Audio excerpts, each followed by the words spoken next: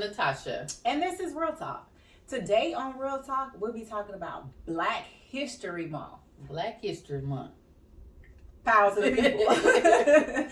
So for the whole month of February, as you know, it's Black History Month. So that's what we'll be talking about for the whole month of February. Right. But before we get started, I just want to go in and let you know some information about some important facts that happened on actually February the 1st.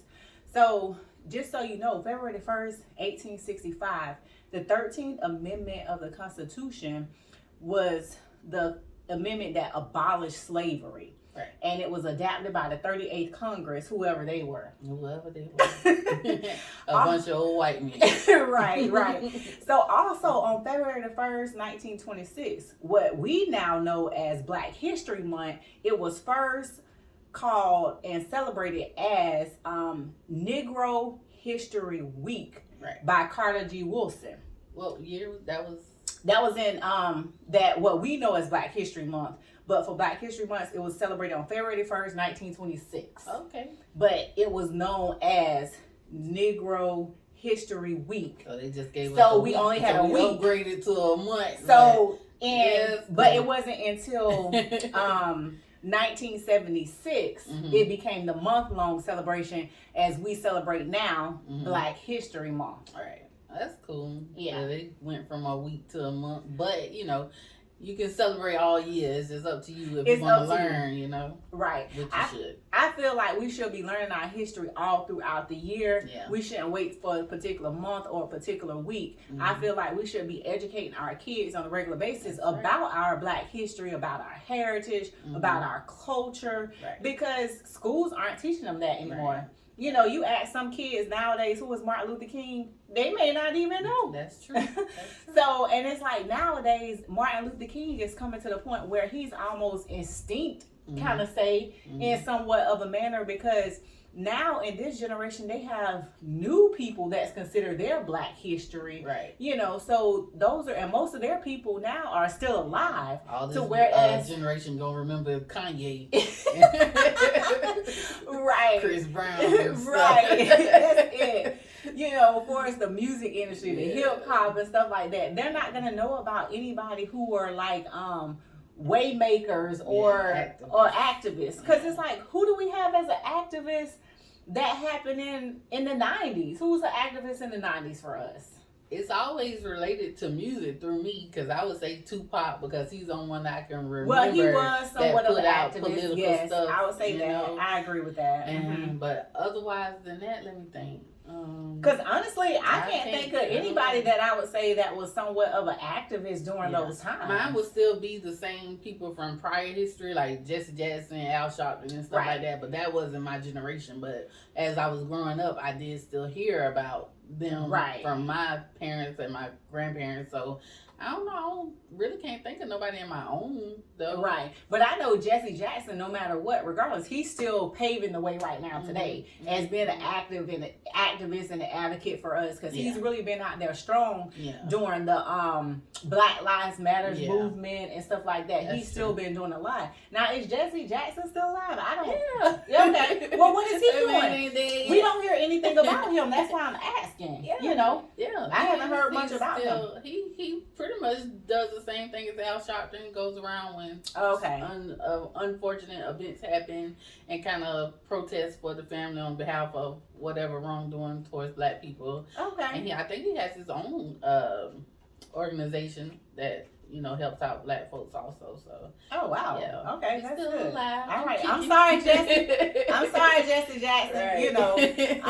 We need to get you in the public eye a little bit more. Well, he's getting older, so it's harder to do all that. So. I understand, but I'm trying to be like on it, Johnny on the spot. Yeah. You hear me? Yeah, it's that perm. You got some kind of secret sauce in his perm. It? Look, you know how they say in a Bible, they say his strength is in his hair. Yes. And that's what it is. That's it. Al Sharpton, his strength is in his hair. Right. So, I can say only, this is off the topic a little bit. But I can say only people or only men that really wore a perm could wear a perm in that era and still wear it to this day. Yeah. Reverend Al. All right. So we're going to get back into this. you know, we still have to have our moments. You know, we still trying to make this information, you get you out this information, but as well, we still have our little moments, you know. Like to have fun. Ain't right. Ain't nothing wrong with that. We got to get you to laugh. We can't be all serious, you know. But back to this Black History thing. So, Tasha is going to share with us about, who is it? Mansa Musa. Tell me about Mansa Musa, because I honestly don't know nothing about Mansa Musa but Timbuktu. Surprised. And only reason I know, people like, I ain't going way to Timbuktu. Never knew what that meant, but Mansa Musa obviously did, because he had Timbuktu, okay? Right. Mansa Musa. I'm surprised you didn't know, but that's what we here for, to learn. Exactly. Enlighten me. Listen, enlighten me. Mansa Musa was a king in Africa back in the early 1300s. Oh, wow. Okay. So the word, his real name was Musa Kita.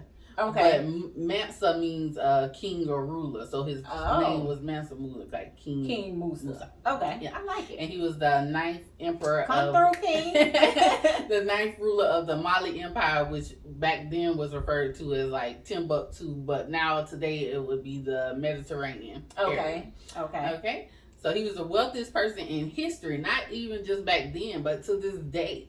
Wow. Like the richest person in the world right now is Elon Musk.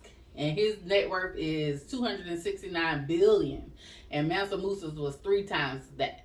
Oh wow! Yes. Okay. So he got most of his money from the possession of gold and salt. Oh. So yeah. Okay. So he had all the gold basically, because you know that's where they found it in the ground and stuff, and he just owned all that land. So it's his. He said, "I found it. It's mine." Right. Exactly. So yeah, he was the wealthiest person in history back then and now, ever the richest person. So that's somebody to be goals for. He was 57 years old when he died in 1337. Mm-hmm. It's a crazy story about him. He went to try to come to America. Okay. And you know, because back then they used to sail across the ocean back and forth for trade and everything. Mm-hmm. That was the main source of transportation. Okay. So his ship allegedly sunk in the Bermuda Triangle, and they never recovered his body. So yeah, it was just a mystery. Like once he was gone, the land just kind of dwindled because they dispersed his money amongst everyone.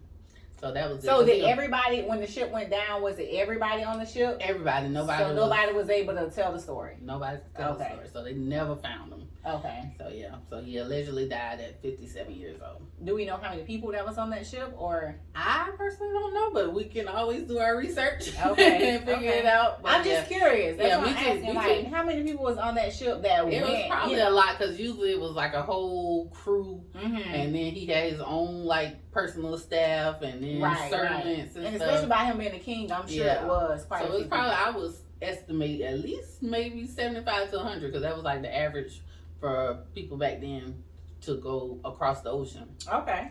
Yeah, but he's a good figure to know, just so you can know that it ain't the only people that's rich was always white people. Mm-hmm. So for him to be the richest person ever, that is just like fascinating to me. That is. I'm like, wow. Okay. All right. So that's Mansa Musa. Look him up, because there's a lot more to him, and this is an interesting story to know about. So let's go into the next person. Who we got? Okay. So we got Miss Louisa Harris. Louisa Harris. You know what she did? I recently heard about her. I recently heard about her too. So of course, what I did, I researched her for our show. So Miss Louisa Harris, she was the first and only woman ever drafted into the NBA. Wow. She was only. She was drafted into the NBA in 1977 for the New Orleans Jazz. Even though she never played a game, she was drafted into the NBA. She was one of their team members.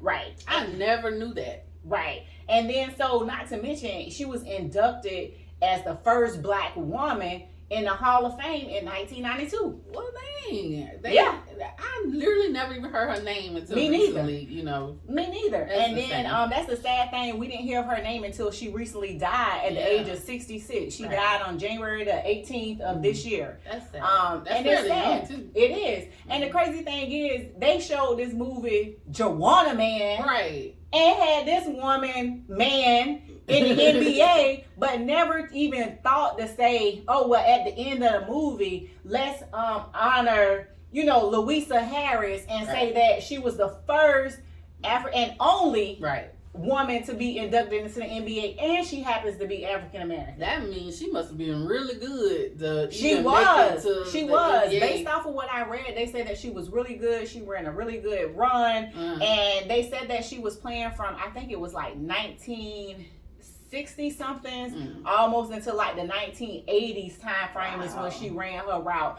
And then she went from the actual NBA and then to the WNBA and played a couple games in the WNBA. So she left them because they wouldn't play her? Because she was on the bench, and that's how she got her recognition, by being there pretty much as the first woman in the NBA, and then she was able to get into the WNBA from there. Fascinating. Right. I never ever even heard of that woman. So that's, exactly. And she's not an old figure. She's not. This is This is now. So this is our Black history. This is our kids' Black history. So they need to know about her. I think so. Yeah. Because nobody else has accomplished that even since at all.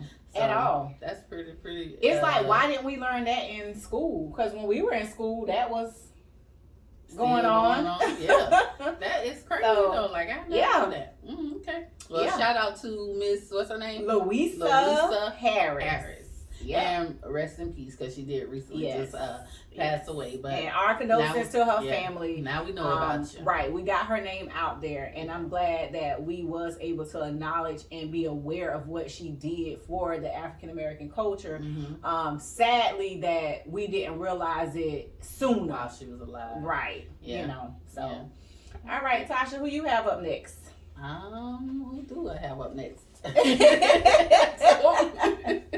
What we going with? So next we just going with dates. We're gonna go into dates, informing you about great dates, you know, popular dates that we have going on or that happened in the time of history. So that's what we're getting into. Okay. So, you know, like nowadays people are into the veneers, they're into the teeth whitening and things like that.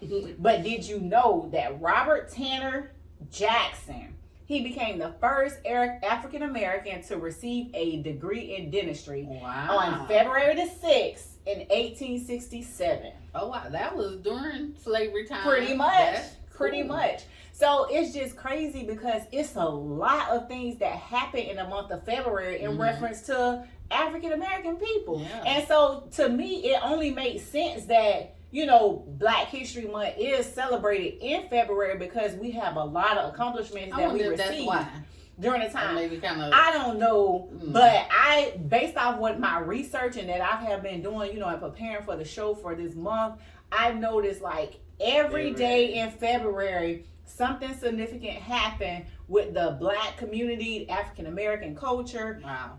Excuse me. So it's just like so much information. Yeah. And for him to even be a person that went to college during those times, is very significant because they didn't even want us to read. Exactly. So for him to get a degree in such a well-known field, that's very impressive. Right, exactly. So his master must be realized that, hey, he keep his teeth clean. Let's let him do something.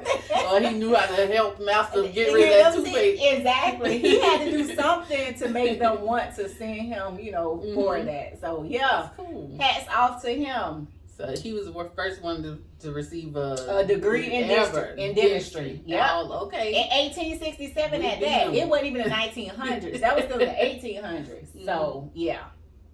That's a good look. All right. What about Oprah? What she did? Because I know she did something. Why you gonna do Oprah like that? I don't know. I'm saying something in our community. You know? That's what I'm talking about. Okay. So, Oprah Winfrey, on February 8th, she was the first Black woman to become the nationally syndicated talk show host. Yes.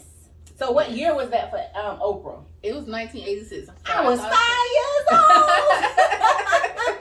I can remember watching Oprah. I can remember watching Oprah show. She had like the little part on the side with the little fluffy hair. How everybody used to wear their hair as a black woman back then in that era. Because even my mama wore hair like that. So yeah, Oprah got started back then. And then not to mention, she wasn't only just the first African American woman to host a talk show. Right. It was nationally syndicated. Yes, that means a lot. That means a lot nationally. Yes. You know, not just in Chicago, not just in Florida. It was nationally. Yes. So that is a huge impact to be able to do that. And to this day, she's still running the airways. Yeah, she got her own network. Yeah. And it's so crazy, like it's own because Oprah Winfrey Network. Yes. Those her initials. How right. big? And how neat is that? Own. It's my own network. I love Oprah. I always have. Team Aquarius. You don't get a car. I did that on last show. You supposed to buy somebody some cars. I want somebody to get me a car. I'm gonna get you a car when we get on nationally syndicated TV for real talk. Yeah, let's put it in the universe.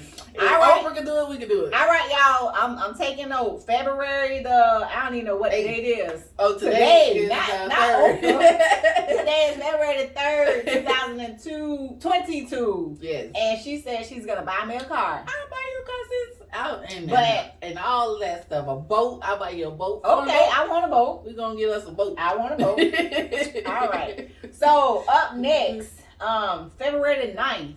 I'm telling you, a lot of amazing things happened in February. Yeah. So February the 9th, 1995, Bernard Harris was an African American astronaut. Yes. And he took a spacewalk. Wow. So he wasn't the first person to he walk was on the space, first person to but he's the first black he man was the to walk first on black man to walk on space and an astronaut at that. Yes, so he was the first black man to take a spacewalk. Yeah. And his name was Bernard Harris, and that happened in 1995. You remember the Young Astronauts program we had at Willis Nakers? I was in there. I don't. She was one of the patrols. So y'all was I was a patrol, so I was on my school. I was out there trying to learn about the universe. She was the feds. I was out there on my post. I started out as a patrol, of course. Then I went from regular patrol to lieutenant, from Super lieutenant patrol, to captain. Yes, I was on it. Hey, I'm gonna send shouts out to my homeboy Cedric Mercer, because that's how we first met. We both was patrol. Oh my God. We'll be sitting at Heron Acme. And what's the other street road?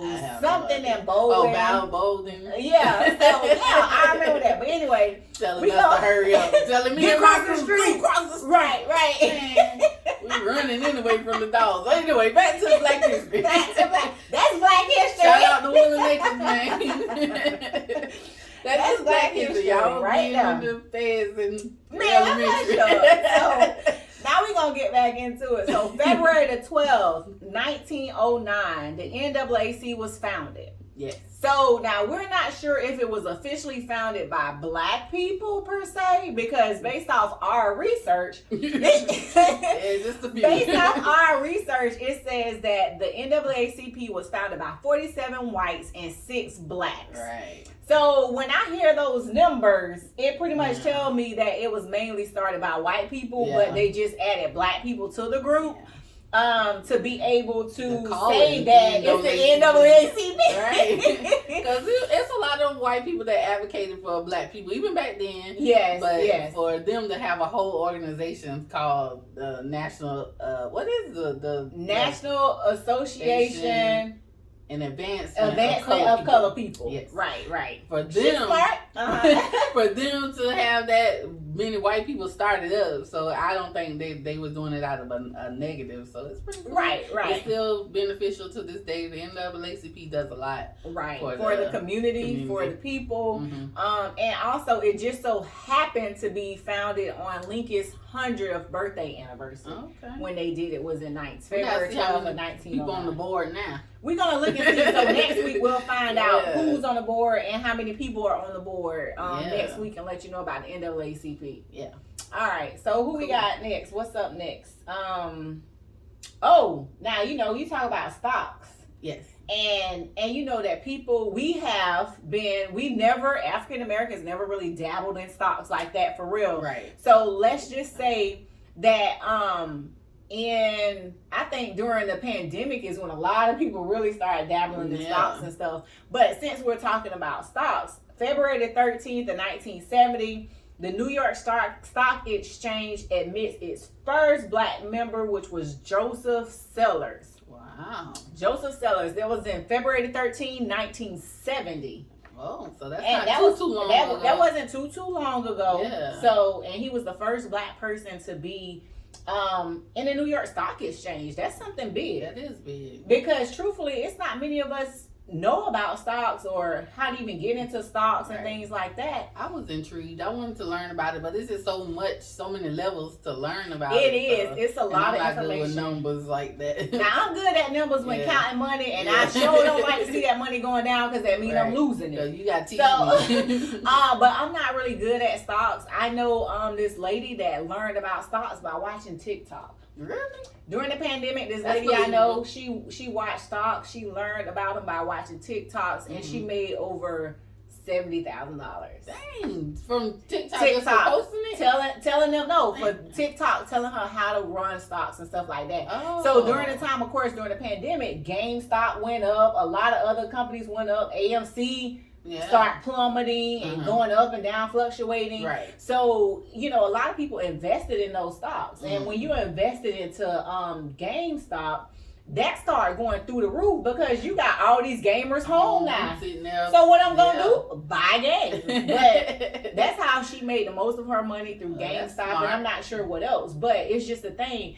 It's avenues for you to learn now, I'm gonna TikTok and all of that. So I'm like, I need to check out TikTok to see because I've been putting, because I put my money into a couple things, but not much because I was like, I'm not a gambler. Yeah, so I ain't with certain little things here and there, but right. So I'm not with that losing my money or put my money into something and not knowing what's the outcome gonna be. Right.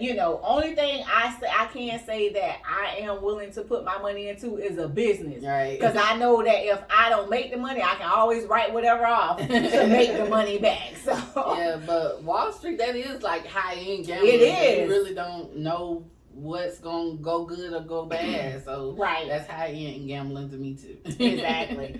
So y'all, you know what? That was pretty much our segment for today for the Black History Month. We are in the month of February. We're going to be coming to you live. Well, not live. We're going to be coming to you every week for the month of February, talking about people in Black history, enlightening you about some people that you may or may not have known about. Right. If it's someone that you want to know about or want us to talk about or mention, or say somebody that we may not even known of or haven't pulled up in our research as of yet. Yeah. Drop it in the comments below. Let us know, and we'll look them up and maybe talk about them on one of our next shows. Even like if it's somebody who is not famous or something that done something like real huge, but a black person that done something significant to you or other people, mention them too. So we would like to know about everybody on every scale. Right. Give them a little shine. Right. So, you know what? I like that. So what about for our last show to close out the month of February, we talk about people we know that we feel like impacted the black culture. Right. Whether it be you, me, people around us, Impact. So yeah, even that. Drop some people in the comments below or inbox us, DM us, and tell us, about somebody that that have done some great things in your community and that you feel are really impacting the black community. And then we'll talk about them on our last show to close out the month of Black History. Because these are people that are live that we're celebrating. Right. They always say, give me my roses while I'm here. We want to give them their roses while they're here. Our future leaders. Who knows? Exactly. We never know. You never know. All right. Anything else? No, but yes. No, yes. I don't know. Just limit yourself to February, even though it is a great thing that they honor us for a month. You should always be willing to learn about your history. Because I agree. It's just it's just good to learn and know your past so you can take away from it and apply it to your future. So it's always good to learn anything every day, not just in February. I agree. That's all I got. That's all she got to say. And that's all I got to say because I done said a lot today. All right, y'all. As always, until next time, peace.